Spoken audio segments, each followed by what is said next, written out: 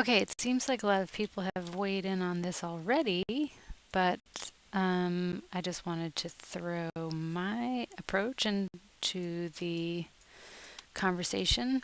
Um, I oftentimes I can't totally see exactly what's going on here, but I like to just sort of like approach these things like component parts. So I would just kind of like focus on this one piece and then think about how like I could get that on there and then repeat it. Um, so I don't think this is going to be like a perfectly matching result, but just one way to get like a quick twist with a ton of control would be just to make one part of it and then like sort of like a faux twist. So I'm just starting here with like a profile. This is sort of like the inner ring. And then I'm going to extract an isocurve and I'm just going to like snap to the middle. But then I'm going to just twist it.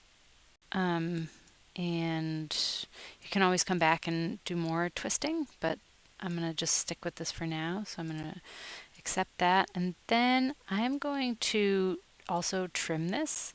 Um, just so if I want to have more control over the length of my twist, that'll be just kind of built into what I'm doing here. So, and then I'm going to put another profile. So I'm just going to, I think I'll start with something that's kind of thin. I'm not going to use a mirror. I'm going to have a profile on each side, just again for maximum control. And I'm going to turn on auto sweep just to see what I have. This looks okay. It looks fine. But I'm going to make a full, an actual close sweep. So I'm going to turn this off and I'm going to right click and then I'm going to come to surface. Sweep one. You could make this a tapered sweep by putting like another profile in the middle, but I'm not going to do that. Okay, and then I would just come over here to transform and select polar array and then flatten in the y-axis and then maybe add some more and see if you're like kind of getting close. I mean, obviously this will take a little adjusting and it might be thicker than you had in mind, but there's certain things we can do. You have a lot of control over that. So maybe I'll just put one more. That looks okay. And then I think I would maybe, I'm going to change the trim and I'm going to kind of like pull it down further so that these are more blendy. And then I might also change the profile a little bit. And you'll have to do it on both sides, but I'm trying to just get it to like disappear into the band. So you can do the same thing over here, and like this, and like this. Maybe that's too extreme. That's fine. Okay, so this is just kind of like a really quick way to achieve that. So just to show you like all the things you can then do. So I could change this profile, my base, which my isocurve is extracted from. I could widen it, and that would give me room for like bigger twists, something like this. I can also like make it thicker, so you can change the twist that way. You can obviously change these profiles. So like if I wanted this one, and I'd have to do it over here too. But you know, like if you wanted maybe to alternate and have one that was kind of like, I don't know, had some texture, that's another way. Of course, you can change the angle of your ISO curves. You can make it like a tighter twist, and you might need to add some more to your array or like monkey with these profiles a little bit. You know, you can make it also straighter. Whoop. I mean, I think once you start really shifting things, your profiles will like slide around and then you'll have to update them.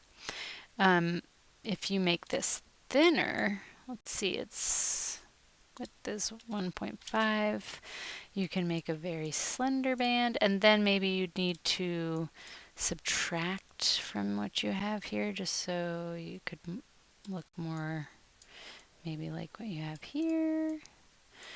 And again, it might benefit you to like also put a profile like in the middle so that you can, you know, you could change the thickness of the middle so you have a little bit more of a tapered thing happening, and then you could really pull these in since you have something at the top in the middle that will like kind of keep it tethered. So yeah, there's just a ton of flexibility when you just make like a singular component part. And that is like, I like to do it that way because then you just have like so much flexibility in what you're doing. And you don't have to worry about like, I don't know, if whether you're you don't have to worry about like a whole, you can just worry about this one part. And that's kind of what like these dynamic commands are really good for. And then obviously, let's just go back to maybe this point, maybe one more iteration this way. Okay. I would say then you just like could add your stones. I don't know how many you'd have here. Wait a second. 9. So you just would have to make sure you could alternate, but you could you could just put your stones here like this, and then I don't think I really need to show you this, but and then I just use gem on curve there, and then you could just, whoops, all right, now I'm rushing, so I'm making mistakes.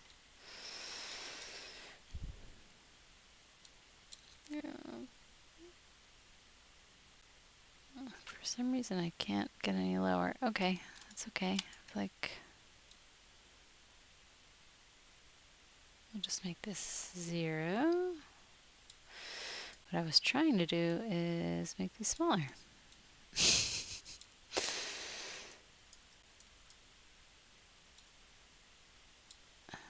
Something like this. And yeah, that's like, I don't know. That's how I'd get there. Okay, thanks for watching.